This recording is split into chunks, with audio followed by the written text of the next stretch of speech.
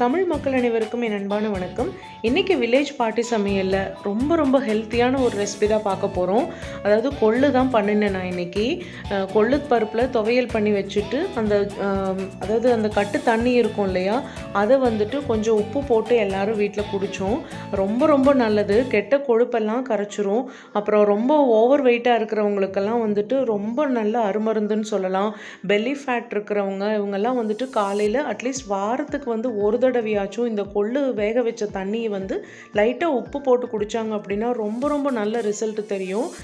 Try பண்ணி பாருங்கள். Over வெயிட்டாக இருக்கிறவங்களுக்கு ரொம்ப அருமருந்து இது. ஸோ வந்து நான் இன்றைக்கி என்ன பண்ணேன் அப்படின்னா, கொள்ளு பருப்பு வந்து வேக வச்சுருக்கேன். இப்போ அதுக்கு என்ன தாளிக்கிறதுக்கு என்ன போடுறேன் அப்படின்னா, கடாயில் எண்ணெய் சேர்த்துட்டு சீரகம் கொஞ்சம் சேர்த்துருக்கேன். சீரகம் கொஞ்சம் சேர்த்துட்டு ஒரு 6-7 வரமிளகா சேர்த்துருக்கேன். பச்சை மிளகாயும் கூட சேர்த்துக்கலாம், அது நம்மளோட இஷ்டம்தான். இன்றைக்கி வந்து வரமிளகா சேர்த்துருக்கேன் நான். அதிலே ஒரு 5-6 பல் பூண்டு சேர்த்துருக்கேன். அப்புறம் நல்லா வந்து ஒரு கை அளவுக்கு சின்ன வெங்காயம் போட்டு சேர்த்துருக்கேன். சின்ன வெங்காயம் போட்டு சாப்பிட்டோம்னா ரொம்ப சூப்பராக இருக்கும் பெரிய வெங்காயத்தை விட. அப்படி சின்ன வெங்காயம் இல்லாதவங்க பெரிய வெங்காயம் கூட போட்டுக்கலாம். இப்போது சின்ன வெங்காயத்தோட பச்சை வாசம் போகிற வரைக்கும் வந்து நம்ம இதை நல்லா வதக்கி எடுத்துக்கலாம்.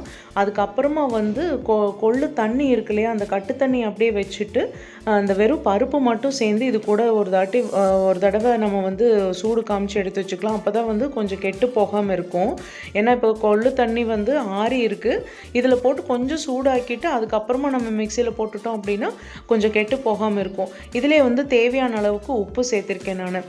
இது கொஞ்சமாக ஆறுனதுக்கு அப்புறமா வந்து மிக்சியில் சேர்த்துக்கலாம். இதுலேயே வந்து ஒரு சின்ன நெல்லிக்காய் சைஸ் அளவுக்கு புளி சேர்த்துக்கலாம். புளி போட்டோம்னா கொஞ்சம் புளிப்புத்தன்மையோடு நல்லாயிருக்கும். அதனால தான் ரொம்ப போட வேண்டாம், இந்த அளவுக்கு சேர்த்தா போதும்.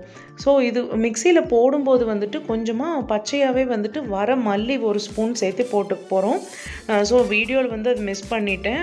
அதனால வந்து வரமல்லி மட்டும் ஒரு ஸ்பூன் சேர்த்துக்கோங்க, அவ்வளோ சூப்பர் டேஸ்ட்டில் இருக்கும். இப்போ இந்த பருப்பு வேக வச்ச கட்டு தண்ணியில் வந்துட்டு கொஞ்சமாக உப்பு போட்டு நம்ம வந்து வீட்டில் இருக்கவங்க எல்லாத்துக்கும் கொடுக்கலான்னு சொல்லி தான் நான் டம்ளரில் ஊற்றிட்டுருக்கேன்.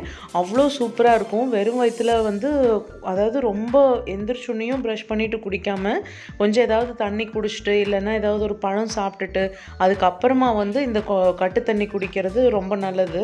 ஏன்னா ஓவர் ஹீட் ஆயிரும் பாடி வந்துட்டு, அதனால தான் அப்படி சொல்கிறது. ஸோ இப்போ வந்து பருப்பெல்லாம் மிக்சியில் போட்டு அரைச்சாச்சு. அரைக்கும் போது ஒரு ஸ்பூன் வரமல்லி கண்டிப்பாக சேர்த்துக்கோங்க, ரொம்ப சூப்பர் டேஸ்ட்டில் இருக்கும். எங்கள் வீட்டில் வந்து கொள்ளு பருப்புக்கு வந்து தேங்காய் எண்ணெய் ஊற்றி சாப்பிட்றதா ரொம்ப பிடிக்கும் நெய்யை விட. ஸோ அதனால தான் தீரனுக்கு பரிமாறிட்டுருக்கேன்.